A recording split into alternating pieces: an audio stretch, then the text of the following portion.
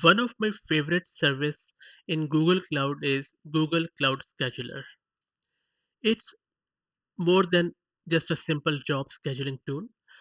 Google Cloud Scheduler's flexibility and integration with other cloud services make it a powerful tool for orchestrating complex workflows, managing resources, automating tasks, and saving weekends. And it has literally saved a lot of time for me where I earlier I was scheduling a lot of manual things.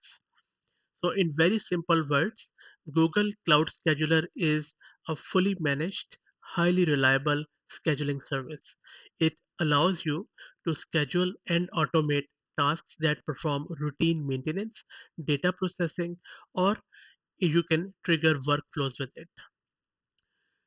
So examples where you could use Google Cloud Schedulers would be scheduling data backups, updates, batch processing, application monitoring, automated testing, and report generation.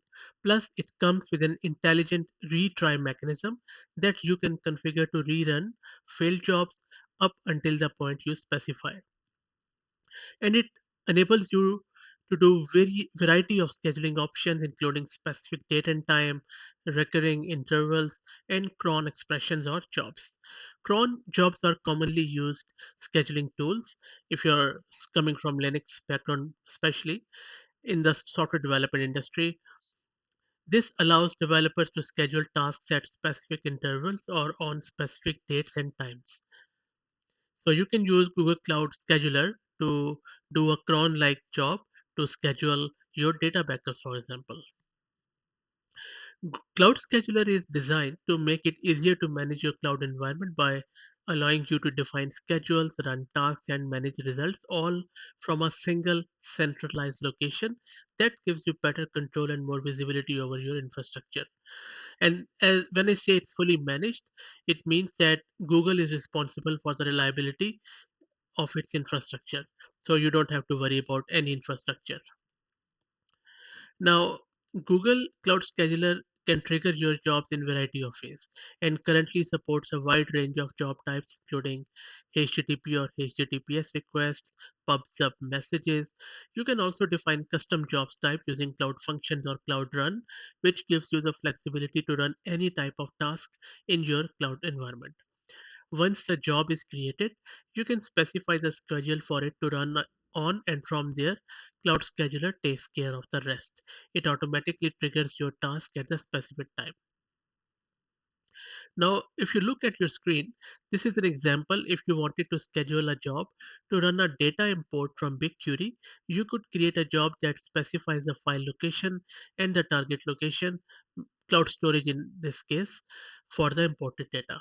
After the job is executed, Cloud Scheduler provides detailed information about its status and results.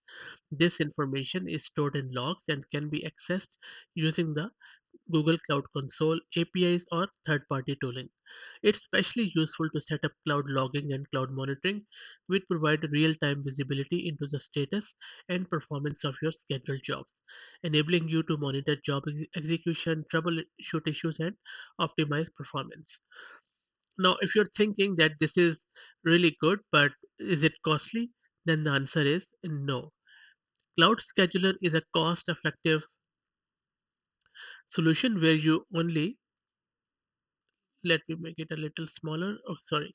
So, Cloud Schedule is a cost effective solution where you only pay for the tasks that are executed, and it is a tier that provides up to 3 jobs a month for free at the account level, not at the project level. And I believe Google could be more generous here because 3 jobs are really nothing per month.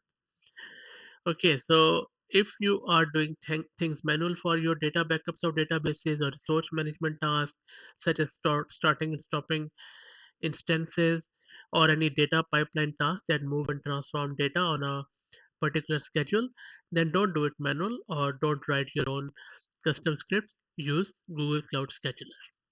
I hope that you found it valuable and useful. If you have any feedback, then please put it in the comment section. Thank you.